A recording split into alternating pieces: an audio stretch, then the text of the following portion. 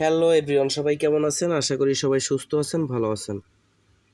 তো চলে আসলাম একটা আল্ট্রা স্লিম চায়না একটা সার্কিট নিয়ে টেলিভিশনের।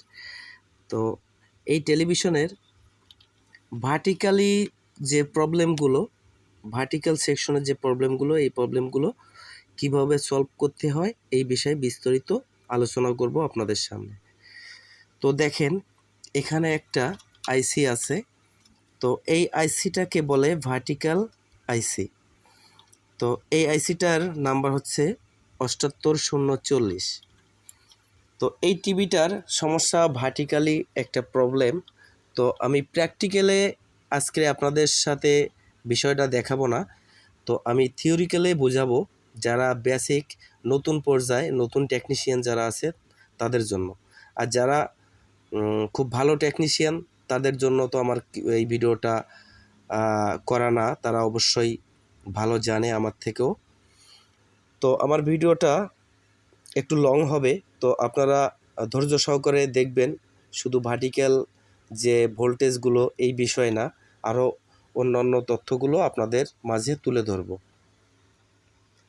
তো দেখেন, এটা হচ্ছে ভার্টিক্যাল আইসি। এই আইসিটার সমস্যা হলে সাধারণত টিভিতে একটা দাগ আসে, আড়াআড়ি একটা দাগ আসে। এই আড়াআড়ি যে দাগটা আসে শুধু ভার্টিক্যাল আইসির কারণে নয়। এখানে ভিতরে দেখেন একটা ওয়ান হোমসের রেজিস্ট্যান্স আছে। ওই রেজিস্ট্যান্সটা যদি রিমুভ হয়ে যায়, কেটে যায়, তাহলে ভার্টিক্যালি শেড আসতে পারে। তো এখানে আরেকটা ক্যাপাসিটার আছে, দেখেন এখানে একটা আছে 25 ভোল্ট 1000 এমএফডি। এই ক্যাপাসিটারটা যদি কখনো দেখেন এই ক্যাপাসিটারটা ফুলে গেছে মাথা, তো সেক্ষেত্রে দেখবেন একটা মোটা শেড আসতে পারে। মোটা শেডগুলো আসলে আপনারা খুব সুন্দর করে আগে ভোল্টেজটা মাপ দেবেন। ভোল্টেজটা মাপ দেওয়ার পরে আপনারা ক্যাপাসিটারটা চেক দিয়ে নেবেন যে ক্যাপাসিটারটা মাথা ফুলে গেছে কিনা। যদি মাথাটা ফুলে যায় তাহলে আপনারা অনুরূপভাবে সুন্দর করে এই ক্যাপাসিটারটা চেঞ্জ করে দেবেন একই মানের। তো এখানে দেখেন, এখানে 4001 একটা ডায়োড আছে, যেটাকে রেকটিফায়ার বলে অনেকেই জানে। তো এই রেকটিফায়ার যদি সমস্যা হয় সেক্ষেত্রেও আপনার ভার্টিক্যালি সেট আসতে পারে। তো বন্ধুরা দেখেন, এখানে অনেকগুলো রেজিস্ট্যান্স দেওয়া আছে। এখানে অনেকগুলো রেজিস্ট্যান্স দেওয়া আছে। এই যে দেখছেন 4টে রেজিস্ট্যান্স দেওয়া আছে, 1টা 2টো 3টে 4টে। এই 4টে রেজিস্ট্যান্স যদি যে কোনো একটা ওপেন হয়ে যায় সেক্ষেত্রে দেখবেন আপনার আইসির থেকে যে একটা পালস আউট হয়, একটা পালস জেনারেট হয়ে যে পালসটা আউট হয়, সেই পালসটা আইসিতে সম্পূর্ণভাবে ঢোকে না এবং আইসি থেকে আউটপুট হয় না। ইনপুট না হলে আউটপুট হয় না, এটা স্বাভাবিক বিষয়। তো দেখেন, এখানে আমি ভালো করে দেখানোর চেষ্টা করছি। এখানে সেই রেজিস্ট্যান্সগুলোর কানেকশন 1টা 2টো 3টে 4টে। যখন দেখবেন আপনাদের ভোল্টেজ ঠিক আছে, সব কিছু ঠিক আছে, ক্যাপাসিটার ঠিক আছে, রেকটিফায়ার ঠিক আছে, তো তারপরও আপনাদের কিন্তু স্ক্রিনটা বড় হচ্ছে না।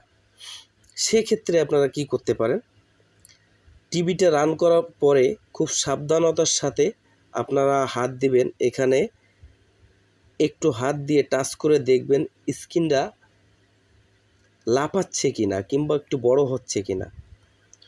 তো যদি আমি যেভাবে বলছি এইভাবে স্ক্রিনটা একটু কাঁপাকাঁপি করে কিংবা একটু বড় হয়, তো এবার আপনারা এই রেজিস্ট্যান্সগুলো মাপ দিবেন, সুন্দর করে মাপ দিবেন, ওমসে রেখে মাপ দিবেন। রেজিস্ট্যান্স যেভাবে মাপতে হয়, তো এই রেজিস্ট্যান্সগুলো যদি রিমুভ হয় তাহলে এই ধরনের সিমটম আসতে পারে মানে আসে। তো আপনারা যখন মাদারবোর্ডটায় হাত দিবেন, তো আরেকটা বিষয় খেয়াল করেন, এখানে কিন্তু এই সেকশনটা, এদিকে পাওয়ার সেকশন, এখানে আছে 220 ভোল্ট থেকে 250 ভোল্ট এখানে থাকে। ভুলেও কখনো এই সেকশনটাতে আপনারা হাত দিবেন না, তাইলে আপনাদের শর্ট করতে পারে। তো তো এখানে যে ভোল্টেজগুলো থাকে এখানে হাত দিলেও আপনাদের হাতে শর্ট লাগতে পারে, তো সাবধানতার সাথে এগুলো হাত দিবেন। তো দেখেন এখানে আরেকটা বিষয় আছে, ভার্টিক্যালি যে প্রবলেমগুলো কোথা থেকে হতে পারে।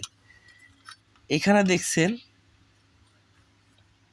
2383 একটা ট্রানজিস্টর আছে এবং এখানে আছে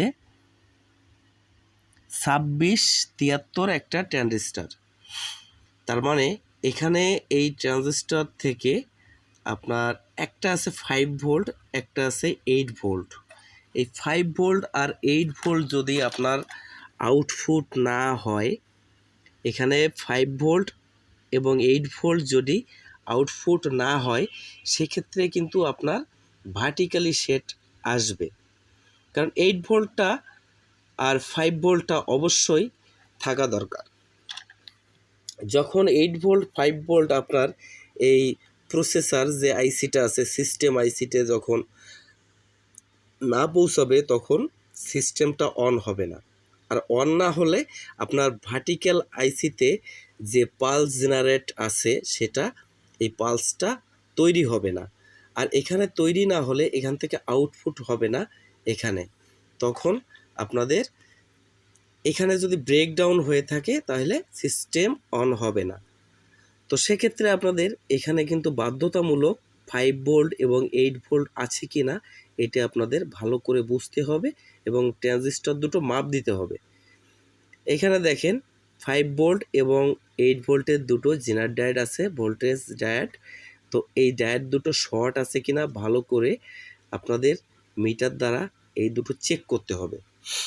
অনেক সময় দেখা যায় এই ডায়োড দুটো, এই জেনার ডায়োড দুটো শর্ট আছে, যার কারণে ভোল্টেজটা ব্রেক হয়ে পড়ে রয়েছে, ভোল্টেজটা ড্রপ করে আপনার ভার্টিক্যাল আইসিতে পৌঁছাতে পারছে না, যার কারণে এই সমস্যাগুলো হয়ে থাকে। আরও সমস্যা আছে বন্ধুরা, দেখেন আপনাদের আস্তে আস্তে আমি এই সমস্যাগুলো তুলে ধরব। ভিডিওটা ধৈর্য সহকারে দেখবেন, তা না হলে কিন্তু কিছু বুঝতে পারবেন না।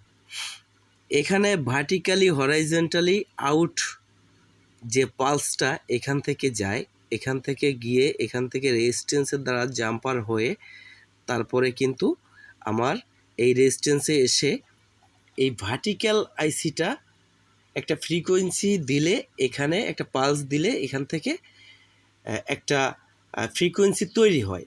তৈরি হওয়ার পরে এখানে যে ডিফ্লেকশন কয়েলের যে দুটো কানেকশন আছে, ভার্টিক্যালি হরাইজন্টালি যে কানেকশনগুলো আছে, এখানে ভোল্টেজ না গেলে আপনার সে ডিফ্লেকশন কয়েলে সেই মুভমেন্টটা তৈরি হয় না, যার কারণে আপনার ভার্টিক্যাল সেট আসতে পারে। এবং এখানে দেখেন এখানে একটা ডায়োড আছে, অবশ্যই এখানে আরেকটু দেখে নিন, এখানে 3টে পিন আছে। দেখেন এই পিনে নেগেটিভ প্রান্ত নেগেটিভই দিবেন মিটারের, আর পজিটিভ প্রান্ত অবশ্যই মিটারের কাঁটাটি ডিসি 200 ভোল্টে সিলেক্ট করে তারপরে এখানে মাপ দিবেন। এখানে থাকবে 25 থেকে 27 ভোল্ট এবং 30 ভোল্ট থাকতে পারে আল্ট্রাসিলিম বোর্ডে। এখানে ভোল্টেজটা একুরেট আছে কিনা আপনাকে দেখতে হবে। এখানে দেখা গেল একটা রেকটিফায়ার শর্ট হয়ে গেছে, এই রেকটিফায়ারটা শর্ট হওয়ার কারণে কিন্তু আপনাদের ভার্টিক্যাল ভোল্টেজটা যাবে না। তো বন্ধুরা, আসলে একটা ভিডিওতে এত কিছু তুলে ধরাটা আসলে অস্বাভাবিক হয়ে যায়, ভিডিওটা লং হয়ে যায়। তারপরও আমি চেষ্টা করছি আপনাদের বোঝানোর জন্য। আমি আসলে যেটুকু বুঝি সেটুকু আপনাদের বোঝানোর চেষ্টা করছি।